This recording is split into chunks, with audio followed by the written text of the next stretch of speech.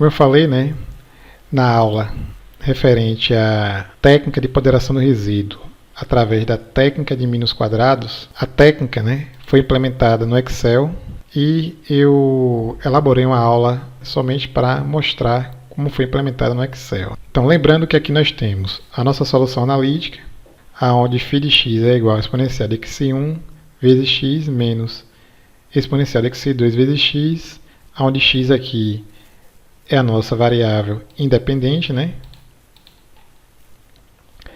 Dividido por exponencial de x1 vezes x maiúsculo menos exponencial de x2 vezes x maiúsculo.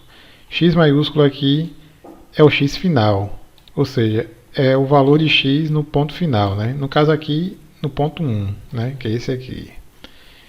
Então, esse termo aqui, né, de x maiúsculo é igual a 1. Que x1 e x2, né, são parâmetros que dependem dos valores de Peclet, né, e de Nusselt. Então, no caso do problema, nós estamos considerando Nusselt igual a 1 e Peclet igual a 1. Consideramos aqui 20 pontos, né? E aqui é o nosso incremento da nossa variável independente. Ou seja, estou considerando um incremento de 0,05.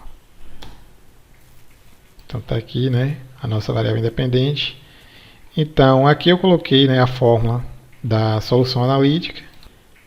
Coloquei a fórmula aqui e determinei os valores, né, de φ para cada ponto da nossa variável independente x, né? E aqui eu plotei o gráfico, né, que é a solução aqui analítica, né, representada por essa linha azul. A solução analítica, lembrando que é a solução exata.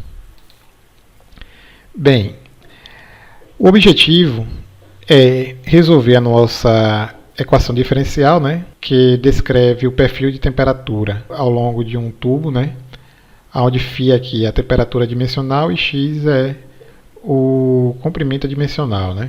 Então, o objetivo é fazer a aproximação da equação diferencial através de um polinômio, no caso aqui um polinômio de ordem 2. Nós tratamos isso aqui na aula referente à técnica de resíduos ponderados, né, utilizando a técnica de mínimos quadrados, aonde nós encontramos aqui o valor de C, que é dado por essa expressão aqui, né. Então, quem não assistiu essa aula, né, eu sugiro que assista a aula de técnica de ponderação dos resíduos, né, utilizando a técnica de mínimos quadrados. Então, após todo o procedimento que envolve a técnica de mínimos quadrados, nós encontramos aqui o valor do parâmetro C através dessa expressão aqui, né, que é função apenas dos números de Peclet e Nusselt, né.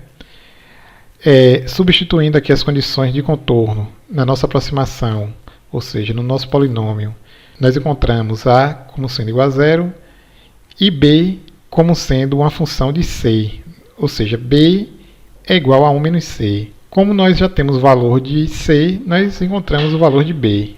Então, substituindo aqui os parâmetros A, B e C na nossa aproximação polinomial, encontramos essa expressão, né?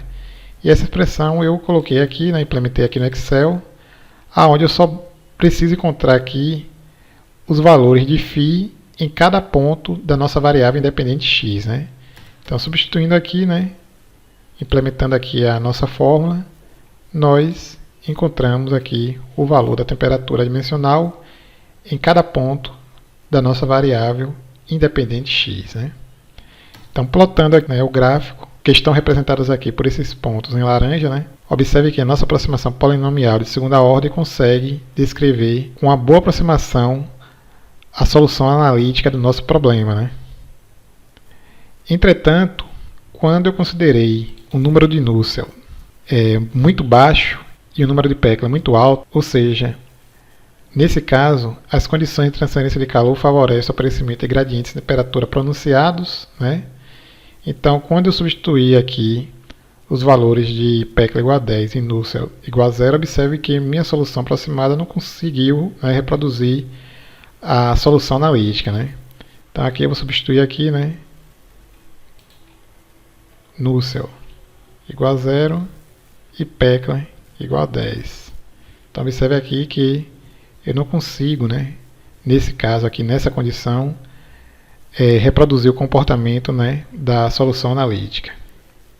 Então, como foi dito na aula, né, neste caso verifique-se que aproximações de maior ordem teriam que ser tentadas, né, o que torna o procedimento para encontrar o parâmetro C, né, extremamente árduo, já que eu tenho um polinômio de ordem superior a 2. Uma outra forma de resolver esse problema, né, ao invés de desenvolver todo o procedimento analítico aqui para encontrar C, eu apenas utilizo o solver, né, do Excel. Então aqui eu escrevo, né, a minha aproximação polinomial aqui, está aqui o meu polinômio. Após eu substituir aqui as condições de contorno no polinômio, né, eu vejo que A é igual a zero, então eu omiti o termo referente a A, né, então botei só que φ de x é igual a B de x mais C de x ao quadrado, né. Então, implementei meu polinômio aqui. Eu preciso apenas encontrar os valores de B, né, e C que minimizem, né, o somatório do resíduo ao quadrado, né.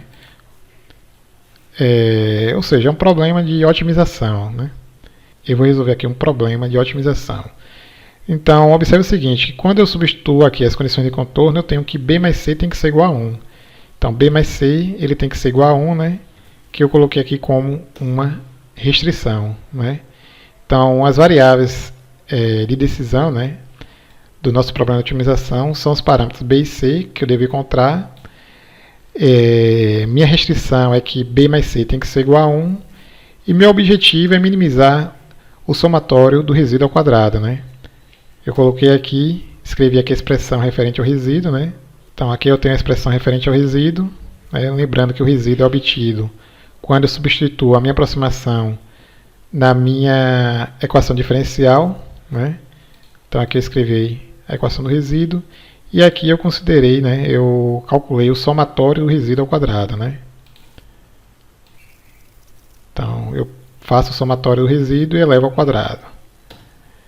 Então vamos resolver aqui através do solver, né? Observe que a aproximação aqui, né, para esses valores de B e C não está adequada, né? Então eu vou lá no solver,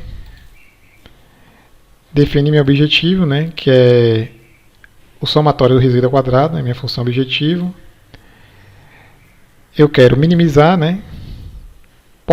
Eu posso também resolver, né, considerando um valor de zero, né. Eu vou tentar aqui o valor de zero, para o valor de zero, né, alterando, né, as seguintes variáveis, que são as nossas variáveis de decisão B e C, sujeito às seguintes restrições, né. Ou seja, B mais C, como eu disse, né, tem que ser igual a 1.